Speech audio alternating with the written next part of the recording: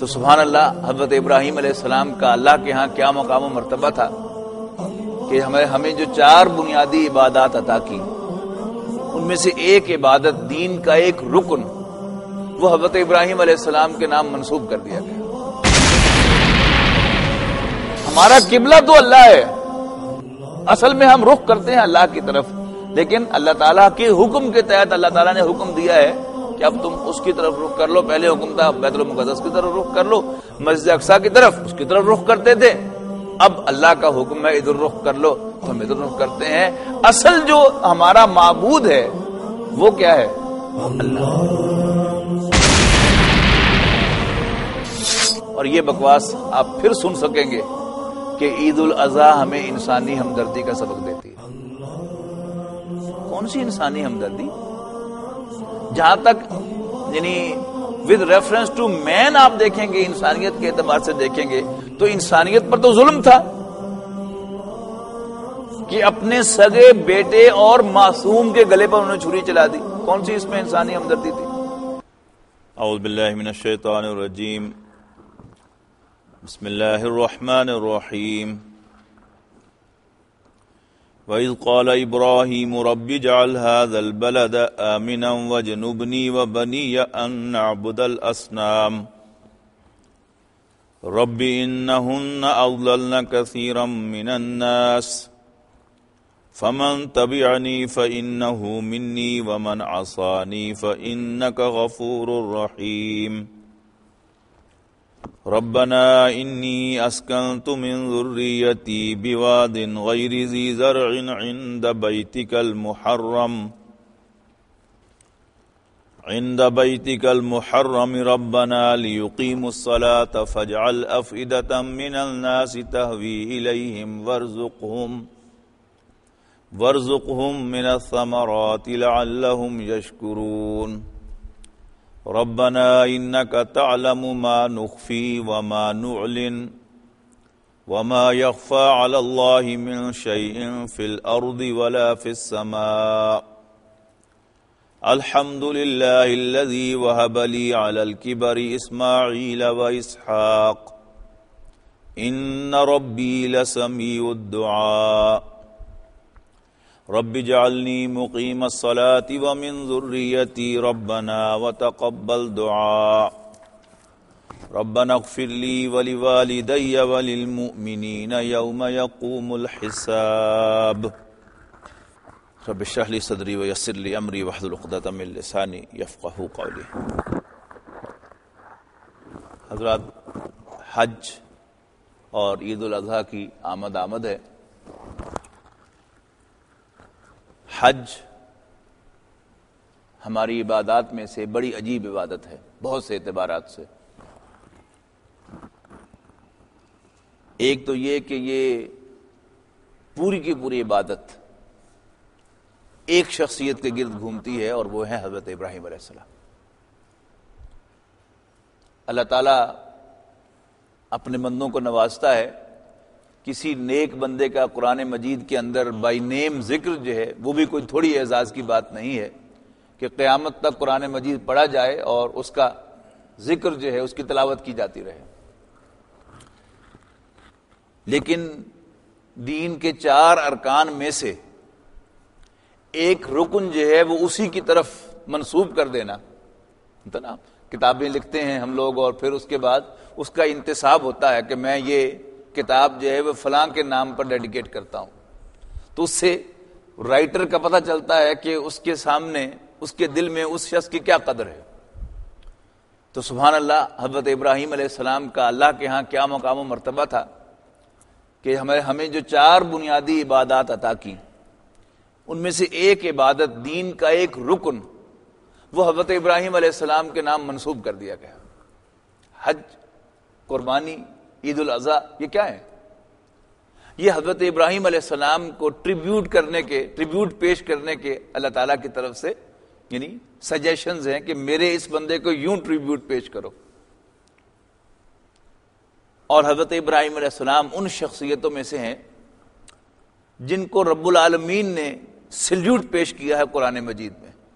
سورہ صافات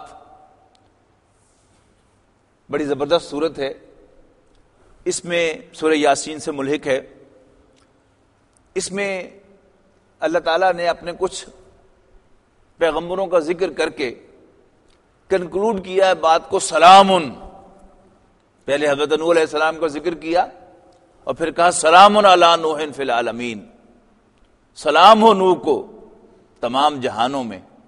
یعنی یہاں سلام اس دعا کے معنوں میں نہیں ہے، یہ سلام جو ہے وہ سلیوٹ کے معنوں میں ہے. اور نارملی فوج میں یہ لفظ استعمال ہوتا ہے سلیوٹ کا، اور فوج ہی کے یہ پروٹوکالز میں سے ہے کہ جونیئر جو ہے وہ سینئر کو، سبارڈینیٹ جو ہے وہ اپنے آفیسر کو سلیوٹ کرتا ہے.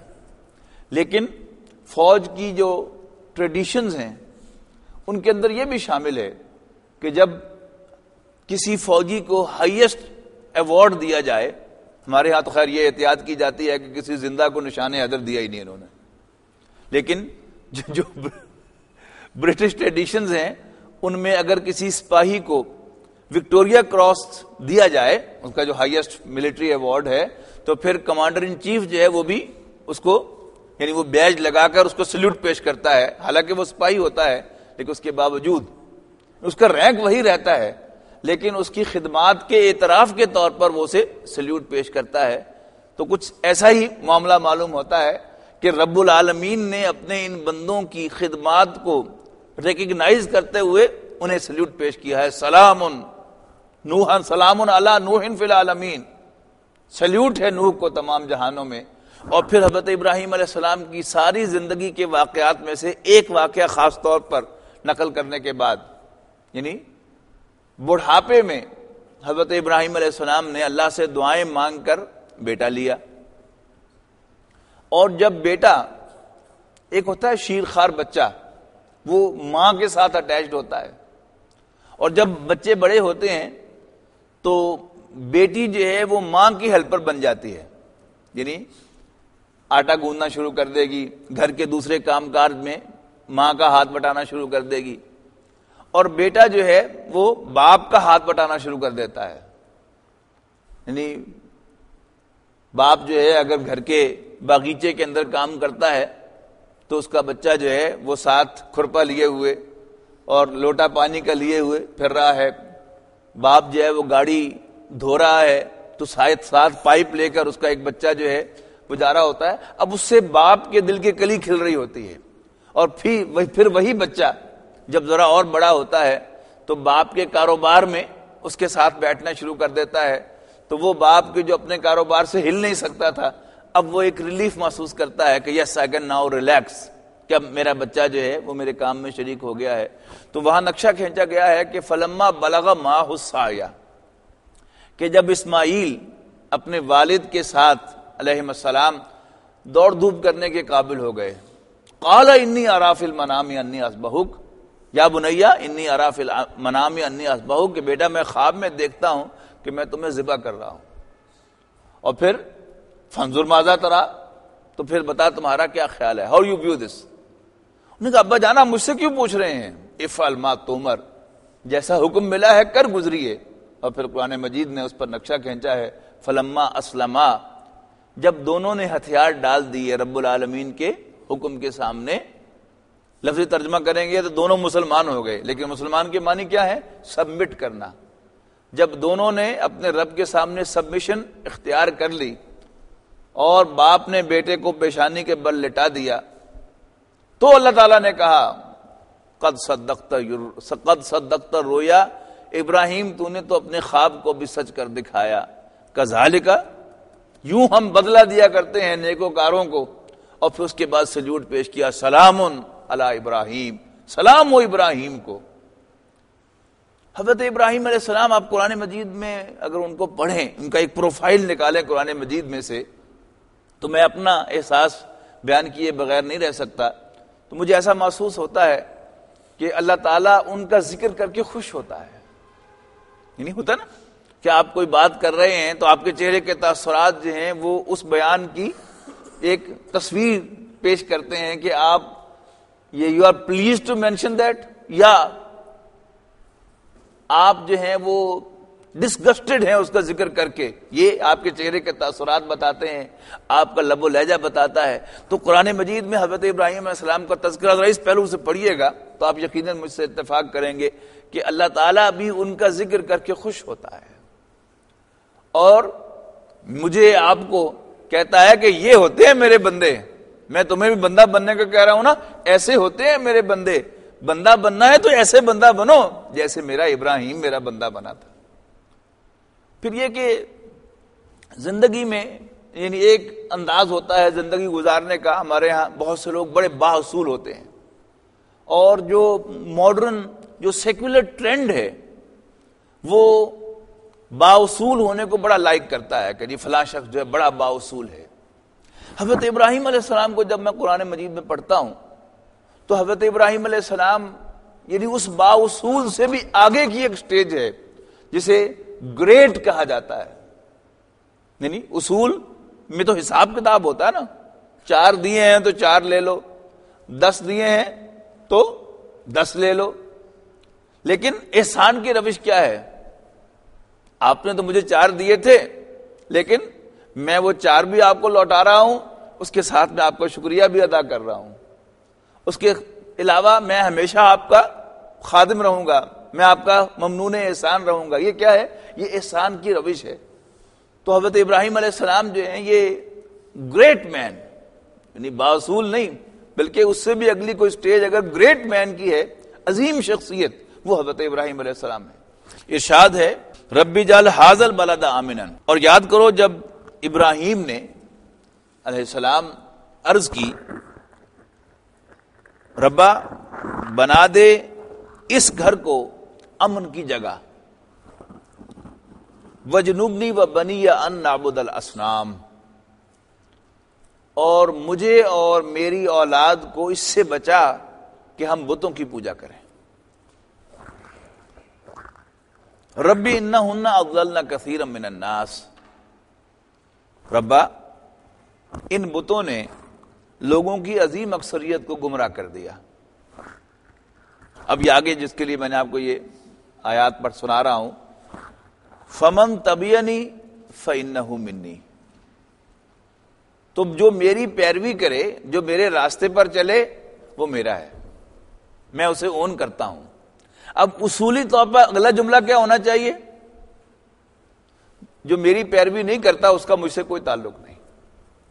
یہی بنتا نا, یعنی میں نے کہا نا اصول, تو اصول کی بات کیا ہے؟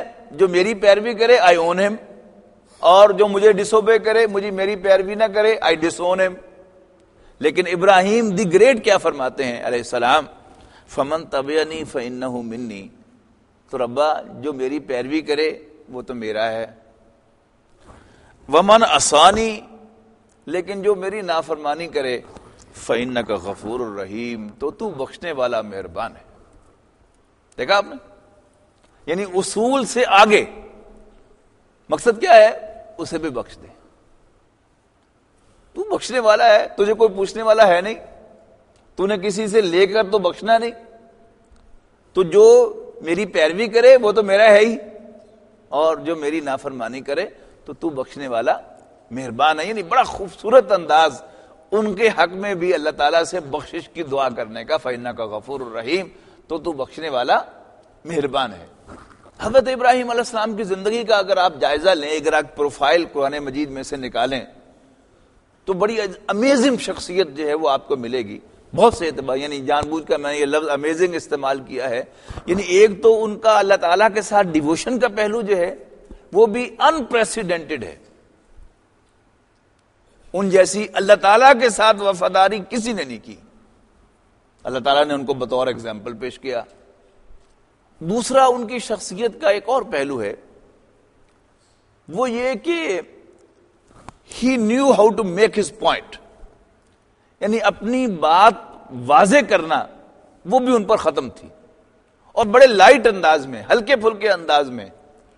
مثلا سورہ بقرہ کے اندر وہ آیا کہ نمرود کے دربار میں جب انہیں پیش کیا گیا کہ مشہور ہو گیا کہ یہ شخص جو ہے یہ بتوں کو بھی نہیں پوجتا اور بادشاہ کو بھی اپنا رب نہیں مانتا.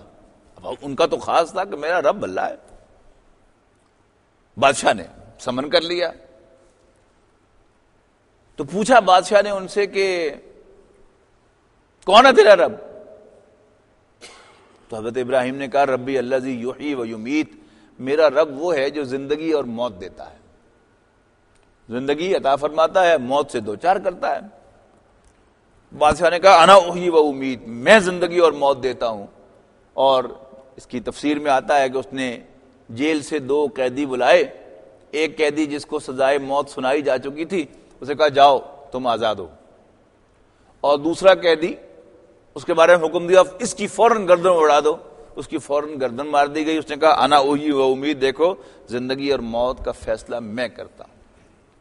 میں کہا کرتا ہوں کہ میرے جیسا بے وقوف ہوتا کوئی تو وہ اسی پر بحث شروع کر دیتا کہ نہیں نہیں نہیں نہیں یہ اللہ کے حکم سے ہوا، اگر اللہ چاہتا تو یوں ہو جاتا یوں ہو جاتا. حضرت ابراہیم علیہ السلام نے وہ بات وہیں چھوڑ دی، ایک نیا آرگومنٹ دیا. فرمایا کہ میرا رب وہ ہے ان اللہ یاتی بالشمس من المشرق فاتق بہا من المغرب، میرا رب وہ ہے جو سورج کو مشرق سے نکالتا ہے.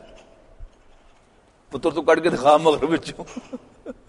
تو قرآن مجید نے نقشہ کھینچا ہے کہ فبہت الذی کفر، تو اس پر وہ کافر لاجواب ہو کے رہ گیا. کیا جواب دیتا؟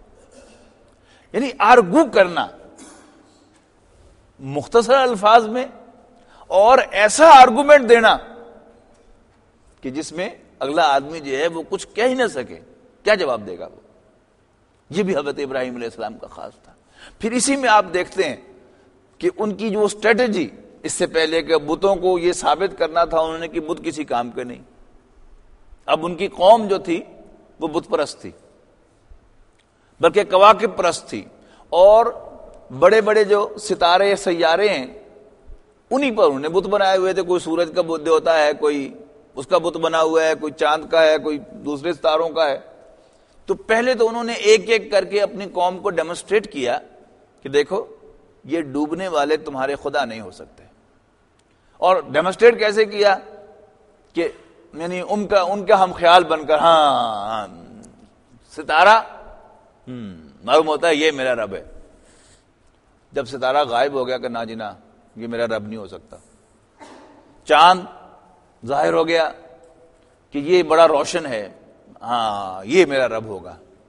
جب چاند بھی ڈوب گیا انہوں نے کہا نا نا نا نا نا یہ میرا رب نہیں ہو سکتا. ہاں سورج نکل آیا، صبح ہو گئی سورج نکل آیا، ھذا اکبر یہ سب سے بڑا ہے، یہ میرا رب ہے. اور جب شام کو سورج بھی غروب ہو گیا انہوں نے کہا نا نا نا نا جو ڈوب جاتا ہے وہ میرا خدا کیسے ہو سکتا ہے. انی وجہت وجہی للذی فطر السماوات والارض حنیفا وما انا من المشرکین، کہ میں تو اپنی پوری توجہ کے ساتھ اپنا چہرہ کرتا ہوں، اپنا رخ کرتا ہوں اس ہستی کی طرف جس نے آسمانوں اور زمین کو پیدا کیا، اور چونکہ اس جیسا کوئی نہیں لہذا میں اس کے ساتھ کسی کو شریک نہیں بنا سکتا. وما انا من المشرکین. لیکن یہ آرگومنٹ بھی وہ ڈکار گئے سن کے، مانے نہیں. اب حضرت ابراہیم نے بھی ٹھانی کہ میں تمہیں یہ بات جو ہے وہ ثابت کر کے رہوں گا کہ یہ بت جو ہے یہ تمہارے خدا نہیں ہو سکتے. اس کے لیے ایک اسٹریٹجی بنائی حضرت ابراہیم علیہ السلام نے. انتظار کیا کہ اچھا let me teach you a lesson. میلہ تھا ایک ان کا، کوئی اینول فیسٹیول تھا، سارے لوگ جو ہے وہ بستی سے باہر کھلے میدان میں جانے والے تھے اس میلے میں شریک ہونے کے لیے. حضرت ابراہیم کو بھی انہوں نے کہا تم بھی آگا، میرا نہیں، موڈ طبیعت ٹھیک نہیں میری، یعنی یوں آسمان کی طرف دیکھا میری طبیعت ٹھیک نہیں. اب جب سب لوگ چلے گئے تو حضرت ابراہیم علیہ السلام ایک بڑا سا تھوڑا لے کر بت خانے کے اندر چلے گئے، اور بتوں کے سامنے انہوں نے کھانے پینے کی چیزیں جو ہیں وہ رکھی ہوئی تھی. ایک ایک بت کے پاس جاتے اس سے پوچھتے ہوئے کھاتا کیوں نہیں تم؟ آگے سے اس نے کیا جواب دینا تھا، پھر ایک اس کو رسید کرتے ہتھوڑا وہ ٹوٹ جاتا. پھر دوسرے کے بعد تیسرے کے بعد 1 بائی 1 سارے جتنے بت پڑے ہوئے تھے نا ان کو توڑ دیا، اور پھر ہتھوڑا لے جا کر وہ جو بڑا بت تھا یعنی اس کی جو مورتی بنی ہوئی تھی اس کے ہاتھ کے ساتھ جا کر وہ ہتھوڑا یوں ٹکا دیا جیسے کہ اس نے ہاتھ میں پکڑا ہوا، اور گھر جا کر بیٹھ گئے اس انتظار میں کہ یہ لوگ واپس آئیں گے اور سمجھ تو ان کو آ جائے گی کہ کس نے کیا ہے، تو مجھے بلائیں گے، اب میں ان پر بات واضح کروں گا. رات کو تھکے ہارے آئے تو باقی سب لوگ تو سو گئے ہوں گے جا کر، لیکن کچھ بیچارے بزرگ جو رات کی نماز پڑھے بغیر سونے والے نہیں تھے، وہ گئے رات کی نماز پڑھنے کے لیے بت خانے میں کہ چلو بتوں کو بھی جا کے سلام کر رہے ہیں، تھوڑا سا ہاتھ جوڑا ہے۔ اندر گئے تو نقشہ ہی اور تھا، شور مچ گیا، یعنی آج کے زبان میں یوں کہیں کہ وہ سائرن بج گئے اور سب لوگ نکل کے باہر آ گئے۔ کی ہویا انہوں نے کہا جی وہ بت کو توڑ گیا۔ انہوں نے کہا ہووے نہ ہووے اس سے منڈے ابراہیم دی کرتوت ہے، ذرا بلاؤ نا انہوں سب دے سامنے۔ اب حضرت ابراہیم علیہ السلام کون سے ڈر رہے تھے، وہ تو اس انتظار میں تھے کہ وہ مجھے بلائیں اور پھر میں ان کے منہ پر ماروں اصل بات۔ تو بلایا انہوں نے کہا تو کیتا؟ تو حضرت ابراہیم نے مذاق میں ان سے کہا او بڑے پیو کو پوچھو نا ذرا کہ نہیں کیتا۔ انہوں نے کہا جی ابراہیم تین تو پتہ ہی ہے کہ بول دے نہیں بیچارے، فڑے متڑ ہے، یعنی اچھا تم پوچھتے ہو ان کو جو اپنی بھی حفاظت نہیں کر سکتے، یعنی کیسا پوائنٹ جو ہے وہ ثابت کیا۔ پھر اللہ تعالیٰ کے ساتھ جو ان کا رشتہ تھا ڈیووشن کا، اب انہوں نے فیصلہ کیا کہ لاجواب ہو گئے، ان کا یہ کو بندوبست کرنا پڑے گا، کی کریے؟ اچھا آگ جلاؤ اور اس کو آگ کے اندر جا کر جھونک دو، اور آگ انہوں نے اتنی زیادہ جو ہے وہ اکٹھی کی، یعنی کئی دن تک ایندھن جو ہے وہ ایک گڑھا کھودا انہوں نے، اس میں لوگ جا کر ایندھن ڈالتے رہے۔ جیسے ہوتا ہے نا کوئی بڑا ایونٹ ہو تو فنڈ ریزنگ کی جاتی ہے، اس کے لیے مہینہ پہلے 2 مہینے پہلے فنڈ ریزنگ شروع ہو جاتی ہے، جی فلاں ہم نے جشن کرنا ہے اس کے لیے کریں۔ تو اس میں فنڈ کیا تھا، ایندھن ڈالو، سب لوگ ایندھن ڈالتے رہے، اور جب خوب بھر گیا تو اس میں آگ لگائی اس ایندھن کو انہوں نے، اور جب آگ خوب بھڑک گئی تو اب اتنی زیادہ بھڑک گئی کہ کسی کے لیے ممکن نہیں تھا کہ وہ جا کر اس کے دہانے پر جا کے حضرت ابراہیم کو دھکا دیتا، لہذا اس کے لیے منجنیق لائی گئی اور اس میں باندھ کر ان کو فٹ کر کے تو آگ میں پھینکا گیا۔ اب جب وہ آگ میں جا رہے تھے تو راستے میں حضرت جبرائیل علیہ السلام حاضر ہوئے کہ میں ہیلپ یو، تو اب جواب سنیے، یعنی ایک تو ہوتا ہے نا غیر اللہ سے جا کر مانگنا، اس کا تو سوال ہی نہیں، یہاں کیا ہے پیشکش ہو رہی ہے، اور پیشکش کرنے والا بھی کون ہے، جبرائیل ہے، اور یہ انڈرسٹوڈ سمجھا جاتا ہے کہ جبرائیل کو اللہ ہی نے بھیجا ہوگا۔ تو حضرت ابراہیم علیہ السلام نے حضرت جبرائیل سے پوچھا کہ میرے رب کو تو پتا ہے نا؟ انہوں نے کہا جی آبویسلی اللہ کو تو پتا ہی ہے۔ انہوں نے کہا جا فتو کم کر اپنا، یعنی اللہ تعالیٰ کے ساتھ ڈیووشن کے why should I seek help from you, تم کون ہے؟ یعنی ایکس وائی زی سے یہ بات نہیں ہو رہی، یہ ذہن میں رکھیے گا، جبرائیل امین سے یہ بات ہو رہی ہے اور وہ پیشکش کر رہا ہے ہیلپ کی، تو اسے کہتے ہیں کہ میرے رب کو پتا ہے نا، لیٹ ہم ہیلپ می، تو کون ہے؟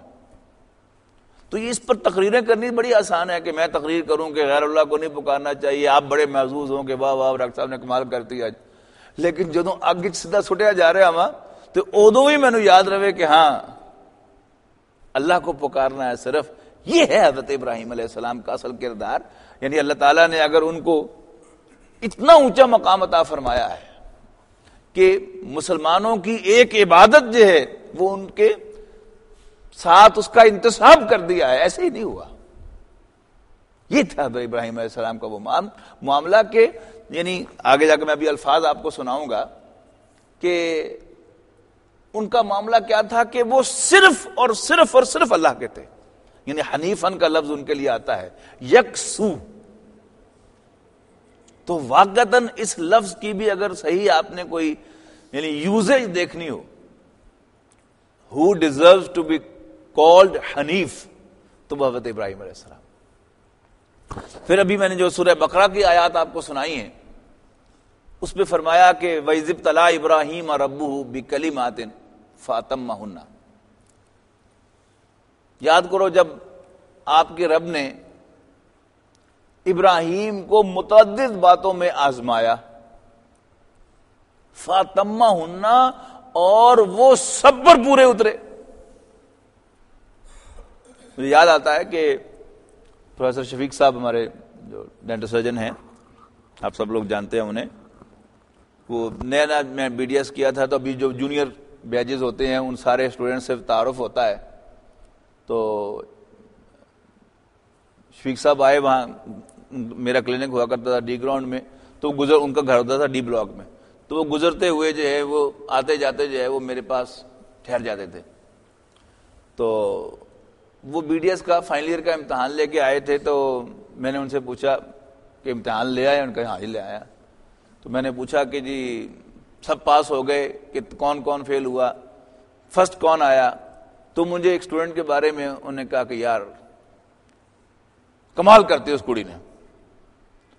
کہتا ہے کہ میں پورا زور لایا کہ کوئی نہ کوئی سوال میں انہوں اینا پوچھ لوا کہ جڑا اس کو ڈراپ ہو جاوے, لیکن وہ کوسچن ڈراپ نہیں ہویا. یعنی ایک ایگزامینر جب یہ بات کہتا ہے نا کہ ایک ایگزامینر کے جو خود پوسٹ گریجویٹ ڈگری کا حامل ہو اور وہ انڈر گریجویٹس کا امتحان لینے والوں سے یعنی کوشش کرے کہ اس کا کوئی سوال تو ڈراپ ہو لیکن اس کا کوئی سوال ڈراپ نہ ہو, تو پھر واقعی وہ بڑی کریڈیبل بات ہوتی ہے. تو یعنی پروفیسر شفیق صاحب نے مجھے کہا کہ یار کمال کرتی, میں پورا زور لایا کہ کوئی سوال ادھر ڈراپ ہو جاوے لیکن ادھر کوئی سوال ڈراپ نہیں ہویا, لہذا ڈسٹنکشن دے کے آیا, فرسٹ کر کے آیا. تو حضرت ابراہیم علیہ السلام کو بھی اللہ تعالیٰ نے متعدد باتوں میں آزمایا, اور پھر ایگزامینر کہہ رہا ہے فاتمہن, اور وہ ان سب پر پورا اترا. اب کیا اللہ نے کیا انعام دیا؟ قال انی جاعلک للناس اماما, جا میں نے تمہیں تمام انسانوں کا امام بنا دیا, لیڈر آف مین کائنڈ. کوئی چھوٹا اعزاز تھوڑا ہے. انی جاعلک للناس اماما, میں تمہیں تمام انسانوں کا امام بناتا ہوں, leader of mankind appoint کرتا ہوں. فوراً حضرت ابراہیم نے نیچرل سوال کیا ومن ذریتی, کہ یہ صرف میرا ذاتی اعزاز ہے یا the whole of my family will be the leader of mankind. تو اللہ تعالیٰ نے فرمایا کہ لا ینال عہد الظالمین, کہ میرا وعدہ ظالموں کو انکلوڈ نہیں کرے گا. یعنی آن دی ہول تمہاری جو ذریت ہے اس کو یہ امامت حاصل ہوگی, لیکن ظالم ایکسکلوڈ ہو جائیں گے. مراد کیا تھی کہ اب نبوت اور رسالت تو تیرے خاندان ہی میں رہے گی, لیکن جو ظالم ہوں گے انہیں اس منصب سے کوئی سروکار نہیں ہوگا.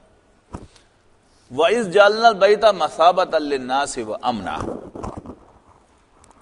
اور یاد کرو جب ہم نے گھر کو یعنی خانہ کعبہ کو بنا دیا مَثَابَةً لِلنَّاسِ, لوگوں کے لیے پھر آنے کی جگہ, وَأَمْنًا, اور امن کا مقام, وَاتَّخِذُوا مِن مَقَامِ إِبْرَاهِيمَ مُصَلًّى, تو اے مسلمانوں مقام ابراہیم کو نماز کی جگہ بناؤ.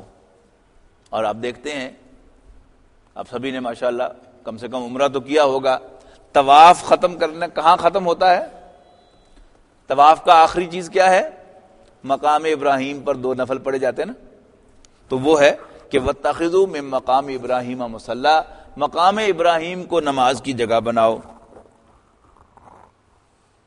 وَعَهِدْنَا إِلَىٰ إِبْرَاهِيمَ وَإِسْمَاعِيلَ أَن طَهِّرَا بَيْتِيَ لِلطَّائِفِينَ وَالْعَاكِفِينَ وَالرُّكَّعِ السُّجُودِ, اور ہم نے ابراہیم و اسماعیل سے وعدہ لیا